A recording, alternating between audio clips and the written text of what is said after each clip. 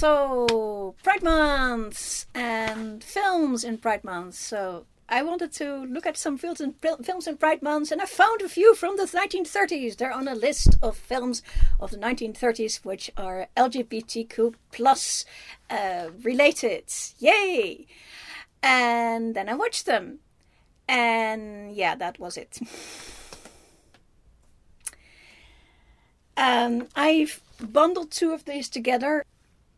So these two films have a couple of things in common, like the LGBTQ plus supposed content, and that it has Katherine Hepburn in it, because that seems to be the thing of Hollywood movies with a certain flavor. And I was thinking about why. I mean, yes, she has a very, she's a very beautiful woman, but she's not like a blonde bombshell kind of beautiful, like Hollywood usually likes. She has a different kind of beauty. And yeah, I can see that in Little Women, which this review is not going to be about Little Women. We want to do a proper review about the older Little Women films. In Little Women, the character of Jo Marsh has a very... I would call it a proto-trans idea. She doesn't get that far because that's not an option for her. But she the first thing she wants to do in the book is run away to the army and join with the fighting. And she's really stumped with how to be a woman, you know. That doesn't really work for her in many ways. And so... And the way that Katherine Hepburn plays it in the 1933 film, which was directed by George Cukor, by the way, who also directed one of these, is that she plays it in a very... I don't know if it's if it's deliberately in a masculine way. She somehow clued in on it, and she plays it in that way. And maybe... that's where Hollywood picked up on that, the masculinity of Katherine Hepburn, and then cast her in Sylvia Scarlett, which is actually a novel. So this is one of the movies we're talking about, directed by George Cukor, who already knew her, worked with her, so he knew exactly what she could do. And it's from a book, a 1918 book, so that's... You can see that when you watch the story, that it's set in the 19 now, which is the film is from 1935. So it's set in the 19 now, and you can see some of the stuff is a little bit old-fashioned. But it's because the book is 1918, which is just the tail end of the war, and it's British, not American, which is in the movie. It's set in France and in Britain. It's nothing to do with America. So George Cukor saw her masculinity, or her possibility to masculinity, and cast her in this role of Sylvia Scarlett. The story is about a young lady who, a very young lady, I think she's maybe, she's still a child when the story starts. I mean, and her mother just died. Her father gambled away whatever fortune they had left, and they have to leave France, and they want to go to England because they have English roots. They are French-English mixed. But in order to travel, it is safer for her to travel as a boy. And this is how the story starts. This is why this supposedly falls under LGBTQ plus, is because it's a girl dressed as a boy. Problem with the movie is, and I mean, she does it wonderfully. That's not the problem. The problem is, that's it. That's entire movie. Review over. Next.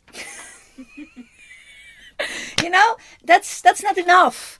And I think that's the criticism that a lot of people, at the time they had, that it was shocking, watching a pretty girl. She's pretty. I always thought she was handsome more than pretty, you know. She's not hearts and flowers pretty, but she's handsome. She's a very handsome woman, and she makes a very convincing boy. She does it really very well. But the fact of it is very shocking to the audience of the day. So that's why the picture failed at that point. And of the audience of today who looks at a list of stuff from the 1930s that's supposed to be LGBTQ, it's still a story of a woman who, for necessity, dresses up as a boy, then has to stick to that subterfuge for a while because it's too dangerous to change out of it. But then she gets a chance to come out to a handsome gentleman who she moderately trusts enough to come out to, and she comes out as a girl. So this is not anywhere in the LGBTQ realm as such. It is a trouser role. It is literally just that. Because she changes back to being female fully. I mean, she's because she's been wearing male clothes for quite a long time, and she basically changed out of girls' clothes into boys' clothes, and then she changes that one time into woman's clothes, and it feels awkward to her. Duh. Because she never wore women's clothes before. She was a girl before, a little girl with pigtails. She had to cut off the pigtails, that young. And it is from 1935. And another criticism that the people then had, and I think fair, is that in 1935 they have been making talkies for about 5-6 years. And if this film had been made in 1932, it would have been amazingly good. But they learned so much more in 1935 that this is, in comparison to what is out there, in the way that it rambles, in the way that it tells the story, it's just too... I think it's trying to do the entire novel, which doesn't work for a movie. You have to pick a couple of elements and do those, and they didn't. And I think they were worried that they were going to run into the Hays Code, which was a very new thing. It was like last year that they put in the Hays Code. And for people who don't know, the Hays Code was a code of conduct of what to put in movies. But the movies themselves put it in because they were worried that if they didn't, that the legislation was going to come in to the law. The government did threaten them. If they didn't do it themselves, they would make legislation. Yes, and so they sort of went, let's do it ourselves, but then we actually have to stick to it very rigorously. And I think that this movie may suffer from that they had the idea of because the book was already 20 years old, 15 years old, so kind of a established thing. And it's kind of a coming of age, I think it was meant for what is now young adults. They didn't have that bracket in those days. They had like juveniles for actual kids, and then you graduated to other stuff. But I think this one is actually a young adult novel before that became a thing. So it's a coming of age story of Sylvia. The chap who wrote it, Compton Mackenzie, who's actually Scottish. He also wrote at least one other thing that was also coming age story of a boy and a girl, a little younger. So I think she may actually be younger in the story. I think she's probably 14, and some time passes in the story, so I think maybe by the time she meets the gentleman that she comes out to, she's probably 16, something like that. But they don't mention the ages, and Katherine Hepburn, of course, is 30 plus, so that's not an issue. She's wonderful. That's the reason to watch it. The other reason to watch is Cary Grant. Cary Grant is not his most sympathetic role, because he's really playing a scoundrel grifter, but he's very enjoyable to watch. But it's not his most. He's not being the nicest, if you know what I mean. Cary Grant, of course, was originally British. He had the infamous name of Archibald Leach when he was born. Which they changed in Hollywood because that's no. But he had some wonderful English accents that he could banty about, which Katherine Hepburn very, very well picked up, because it's set a little bit in Paris, so the Katherine Hepburn also speaks enough French to pull it off. I understood every word she said, so the French was good. And so the French, on the one side, she spoke enough French herself, and then Cary Grant's ability and memory of proper English accents. They're doing a horrifically wonderful Cockney thing, which sounds pretty good. He was not Cockney, he was from Bristol, but he had been around London long enough, he lived there for 2 years, that he knows what it sounds like. And it sounds pretty good. That said, it is 1935, so the sound quality is not the greatest. Goes for every film from 1935, is the sound quality is not the greatest. And they talk pretty fast and with accents, and so that's the thing. I don't think this is George Cukor's best movie. He did little things like My Fair Lady and stuff like that. So he can do better than that. I looked him up. He's actually came from the stage acting in New York. He worked with Bette Davis in New York before she came to Hollywood. Said she was a very pushy lady. And but he never worked in silent movies. That's why I wanted to look him up to see, did he do silent movies first? No, he went straight from New York stage to talkies. So interesting, because the rambling, the way this thing rambles, very much evokes like the way they used to make films in the silent age, when there was just little reels and little bits of story, and this felt like that. A little bit better version, the 1935 version, but still. So, is it worth seeing for her performance? Yes. For Cary Grant? Yes. For the story? Nah.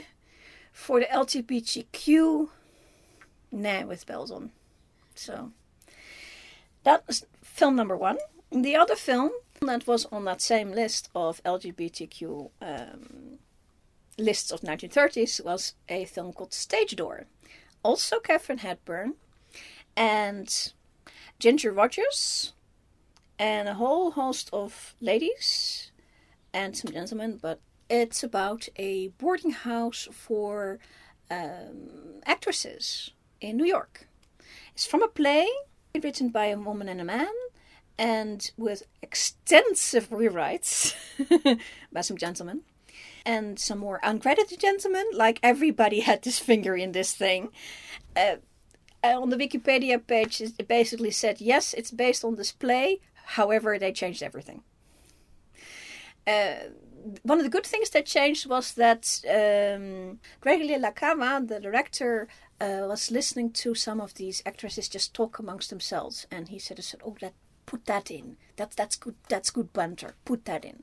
So that is one of the good things about this movie, is the banter and the way people just walk around each other. You know, that's the physicality of that. That's good. On the flip side of that, the bad side of the banter is that I'm not sure if it's a mic quality thing. This is like 2 years later. It's 1937. They started to talk through each other, and that's more than these mics can handle. So when they talk through each other, I couldn't follow it anymore. It wasn't that important. Then it kind of more important to set the scene that people are just living through each other and talking through each other and all that. So that worked. And every time that something important had to be imparted, everybody shut up. So that worked out. But that was a difference that I noticed. The reason it's on the LGBTQ plus list is, I think, the byplay of the Katherine Hepburn character and the Ginger Rogers characters. That's Terry, Katherine Hepburn's Terry, and Ginger Rogers is Jean. They are very different, and they end up having to share a room because everybody shares rooms there. And they eye each other up real interestingly. That's the good news. Bad news is, that's it. Literally, that's it. Bye. End of review. You know, I understand. Yeah, drop. Yeah, exactly. On the mic. Oh, sorry. You know, I don't think that's enough for it to be on the list. I mean, yes, I enjoyed it very much, and I'm not a big Ginger Rogers fan, but she did really well in this one. I've seen her grown because she came into movies in Gold Diggers of 1933.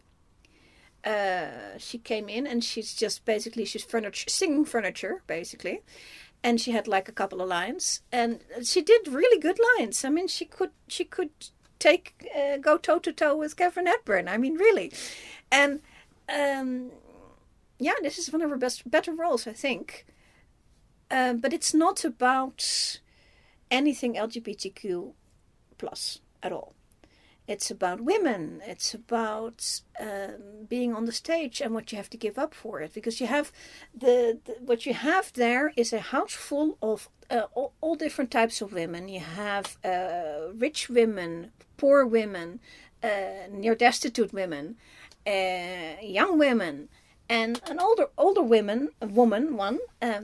Interesting little fact: the lady the diva of the stage who offers everybody lessons at money, of course, is somebody who had seen only once in one other thing. I've seen her, and so has the Peanut Gallery in The Perils of Pauline. She always seems to be playing the same type, a theater lady, and she does that very well. So I'll put another bio here. You haven't seen the review of that yet, but we have recorded it. So, but this one's probably gonna come out before that. So, but yeah, this is a very interesting lady.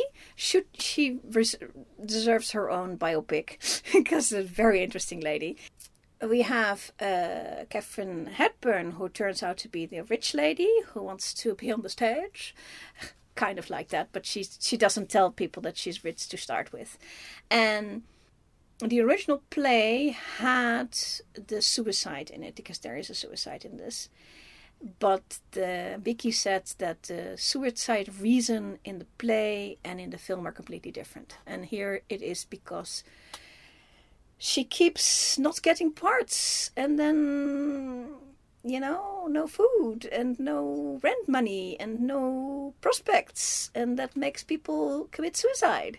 Just fair enough, which was pretty shocking for 1937 under the Hays Code, but I think you need something in your movie, because that's the problem with the Sylvia Scarlett movie. There's just no meat and potatoes. There's just no...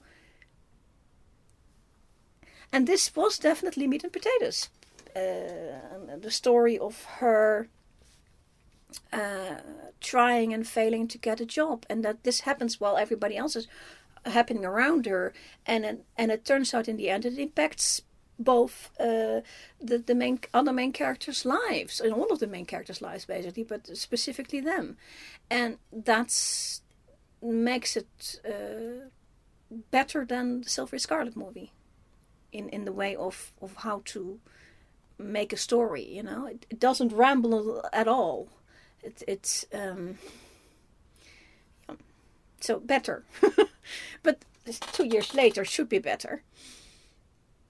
The film is from before the second feminist wave, and you can see that everybody's looking for a guy. Interesting early guest stars: Lucille Ball, who is almost unrecognizable because it's a black and white movie, and her red hair is undoubtedly red, but we can't see it. So I sort of go, isn't that Lucille Ball? Isn't she very young? Yeah, that's Lucille Ball. Oh my gosh. And then another one I was going, is that Ann Miller? From Peanut Gallery knows her from Kiss Me Kate, the dark-haired girl, the dancer. But Kiss Me Kate is like early 50s, and she was like maybe 47. 53. I looked it up. Oh. Isn't she like too young? And the answer is yes, she is too young. She's 14 here, and she looks like a fully grown lady because she's just dancing like any of the. She's just there for a dancing girl gig. She has like the a couple of lines, and she has dance. She dances next to Ginger Rogers, because no, Katherine Hepburn is not going to be dancing. This is one of those films where you sort of go, okay, this is one of those musical films. No, because so few people actually can sing and dance, and that. Basically, there's like one dancing number in it where they're just doing an exhibition because that's part of they're trying to go on stage, and so they're dancing at a club, and that's where Ann Miller is dancing next to Ginger Rogers. She's 14. Ann Miller went to Hollywood, lied at the stage door of a nightclub because it was only over 18. She said, "Yes, I'm 18." She was 13, and they let her in and let her dance. And this is how she's in 53 still dancing in Hollywood. It was very interesting.